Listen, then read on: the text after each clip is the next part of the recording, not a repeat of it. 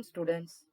Today we will see Chapter 1 Introduction to Microeconomics. Introduction. Economics is a social science which deals with human wants and their satisfaction.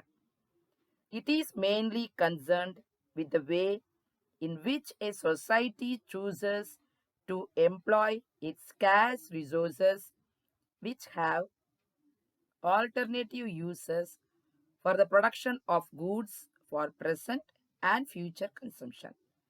In a subject like economics, there are many books available with titles such as Introductory Economics, Basic Economics, Elements of Economics, Elementary Economics, Fundamentals of Economics, etc. These books have the same contents. Whether the subject is traditional or modern, static or dynamic, as they go through the introduction, the readers should be able to understand the relationships of the subject with other subjects. Origin and meaning of economics. The term economics is derived from the Greek word oikonomikos. Oiko means house or home also we can say. Nomos or nemin means management. Household management or home management also we can say. The subject was earlier known as political economy. Polis in Greek means a state. The early writers used the term political economy for the management of the state. A person who runs a family is expected to make the best use of the income of the household. Similarly, the state is expected to get the maximum benefit for the society. That is why it is called as political economy. Nature of economics. Essentials of economics. A science grows stage by stage, and at every stage, its newer definition emerges. We said that economics is a social science which studies about human wants and their satisfaction. Human wants are unlimited, so scarcity is the fundamental fact of life. As all wants are not of equal importance, this leads to choice. Economics is the science of choice. As there is scarcity of goods, we have to pay a price for them. And as prices are paid in money, we study about the part played by money in the economic life of a society. We study how people get and spend money, how they earn a living, and how it affects their way of life, and so on. The nature of a subject refers to its contents and how and why they find a place in the subject. It indicates that there exists freedom for people associated with such as science to formulate fresh definitions. Each definition represents a unique generalization. We can have a good idea about the nature and scope of economics by studying some of the important definitions of economics. They are Adam Smith, Alfred Marshall, Lionel Robbins, and Paul Samuelson. Adam Smith defined wealth definition, representing the classical era.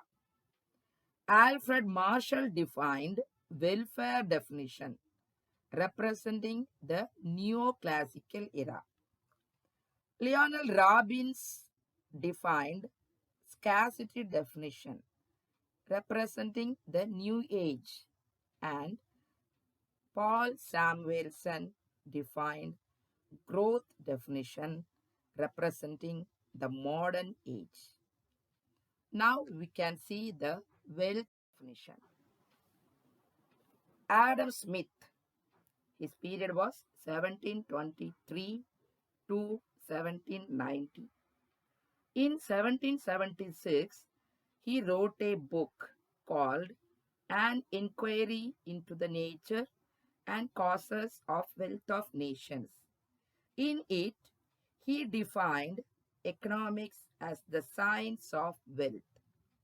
He is considered as father of economics because he was the first person to bring economics as a separate branch of study in a scientific and systematic way. According to him, economics mainly deals with the production and consumption of wealth. What do we mean by wealth? The wealth, in ordinary language, refers to money with which we can buy any commodity or assets or properties. But in economics, wealth simply refers to all goods and services that command value in the market. The goods and services command value in the market only when the goods are in great demand than their supply. For example, air, sunshine, and water are absolutely necessary for human life. People can get these things very easily, and it costs nothing to them because it is abundantly available to the people.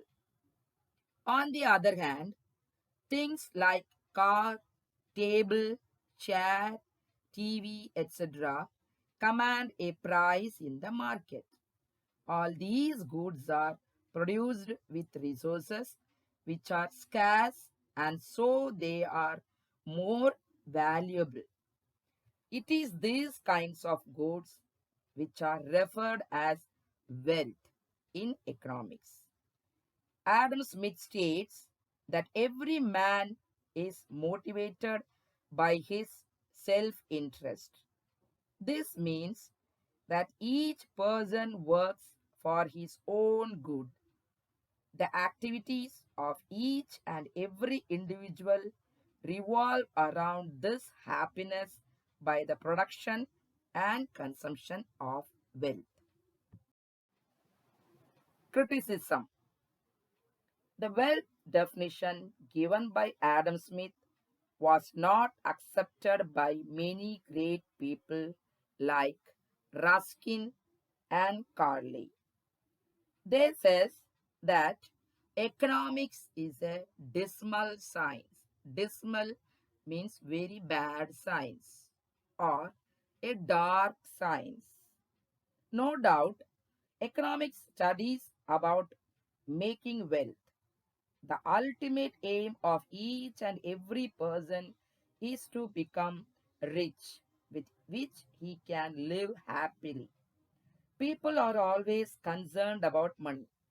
It is in this sense the subject of economics was pointed out as study of selfishness.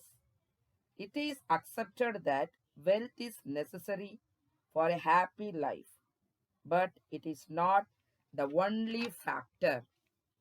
Besides, people expect love, peace, safety, security, law and order, etc. for their well being. Adam Smith has ignored these welfare aspects of people in his definition. Therefore, economics need to be defined not only in terms of wealth but also in terms of welfare too. Next, we can see the welfare definition.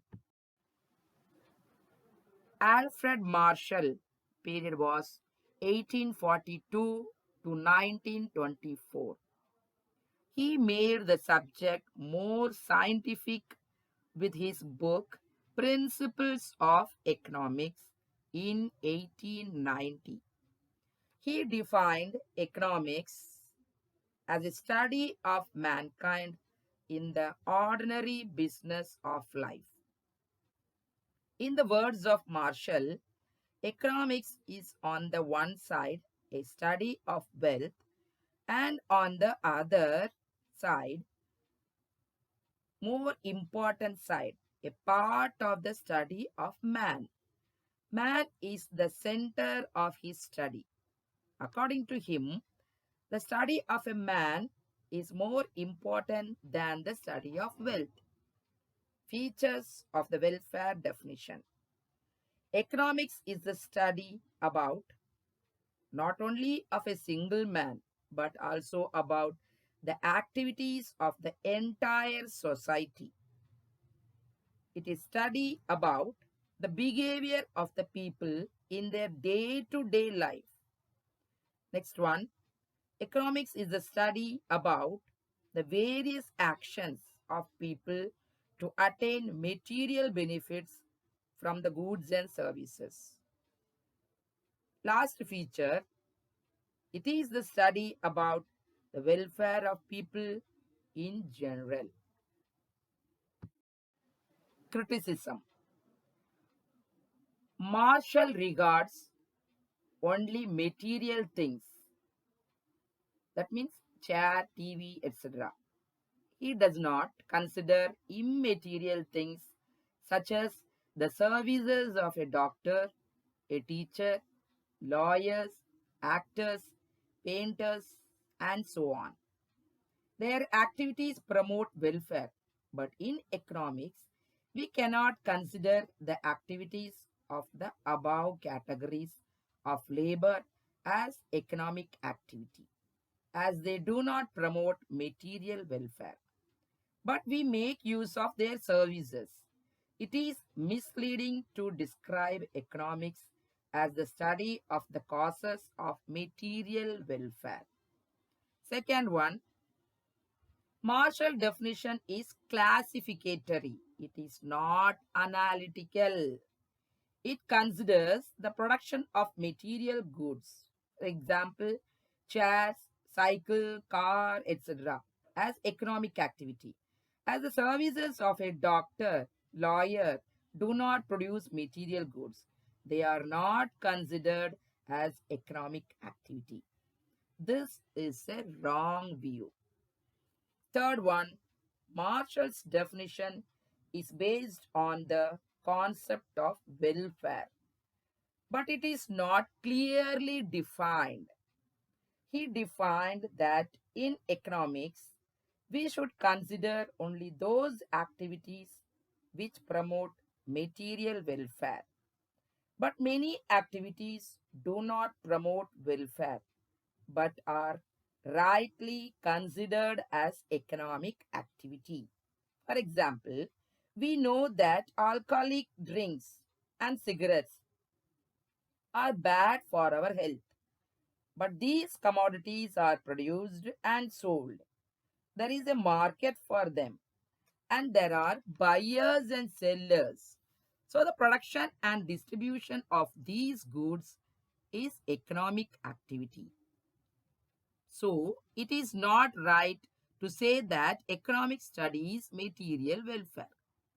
The welfare of an individual or nation is dependent not only on the stock of wealth possessed but also on political, social, and cultural activities of the nation. So, today we saw the definition of Adam Smith, Alfred Marshall, and their criticism. Definition of Lionel Robbins and Paul Samuelson.